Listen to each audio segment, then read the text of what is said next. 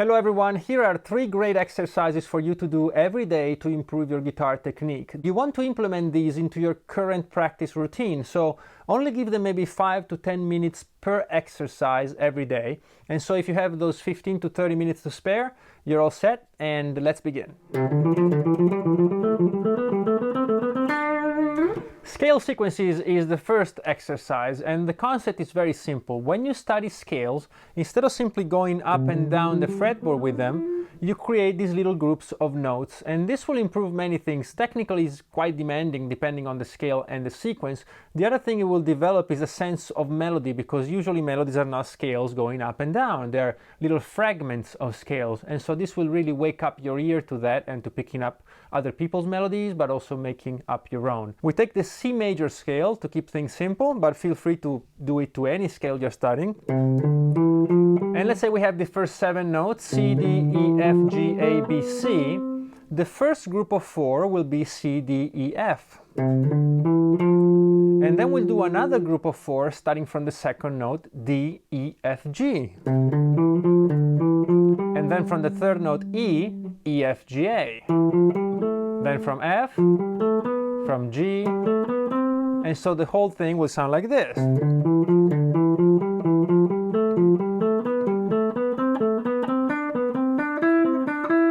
And so on until the end. Then of course, you'll do the same thing backwards. That's just one example. Let's do another very common one, which is groups of 3.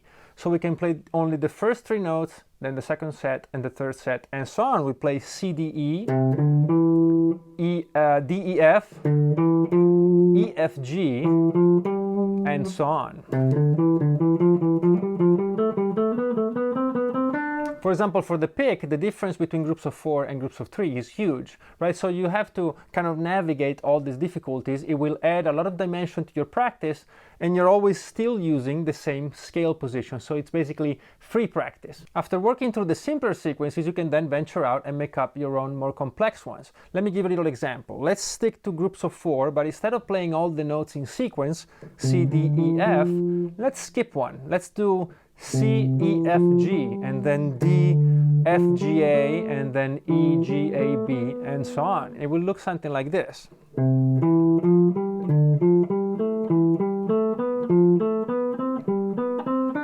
So now the difficulties kind of pile up. I have a lot of rolls to do. I have to remember what note to skip. My picking hand can't rely on the standard and steady 4-note down, up, down, up.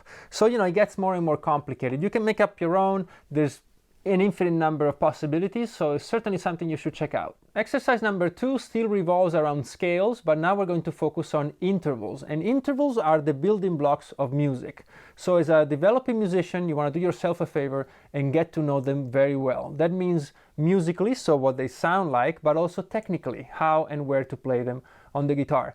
Luckily enough, this next exercise takes care of both things at once.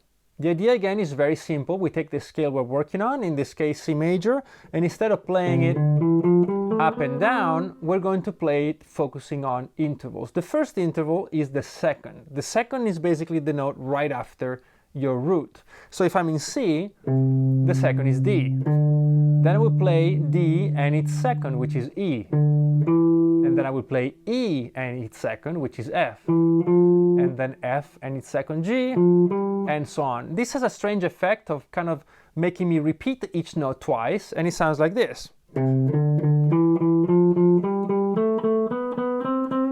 Sounds a bit weird, admittedly, the first one, but now we move on to thirds, and thirds is the next interval up. So from C to E, from D to F, from E to G, and so on. And this is what it sounds like.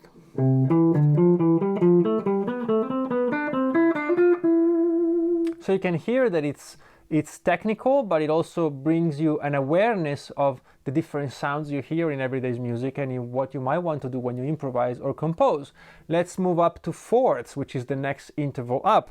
We'll do C, F, D, G, we do E and A, we'll do F and B. So technically you can see all this rolls that I have to do is completely different for my fingers than it was when I was doing thirds. Then you can do fifths.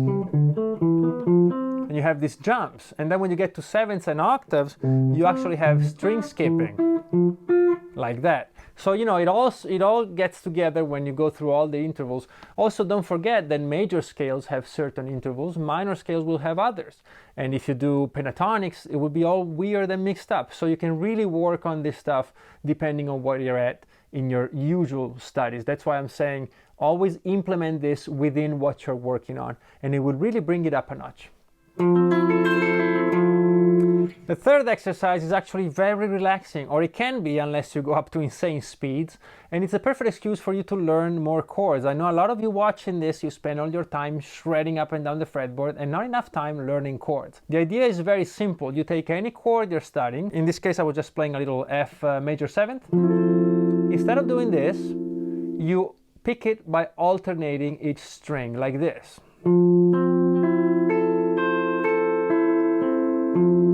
Very simple. Of course, you can go as slow as I'm doing now, which is really good to get the chord sound into your ear, or you can go a bit faster, maybe like I was doing at the beginning of this exercise, and get your technique working a little more. You can do this with any chord, no matter how complex or dissonant it might be, so go ahead and try it with your dominant chords and your altered and your sharp 11s. It doesn't really matter, because what you're doing is breaking it up note by note in the arpeggio. And this will also be very useful when it comes to improvising or writing your melodies or solos, because it will help you get to the distilled sound of the chord instead of just simply going up and down a scale. I can't end this video without reminding you that if you're very serious about improving your guitar technique, you should check out my books on alternate picking and legato. You'll find the link below, of course, along with the free 21 licks. Make sure you do check that out. I don't want your email, I don't want any information, just click on the link and you can get it. Thank you very much as always for being there. If you enjoyed the video, maybe give it a like. If you haven't joined us yet, please do subscribe and keep the comments coming. I really appreciate them. Thank you very much as always, and I'll see you very soon for a new video. Bye bye.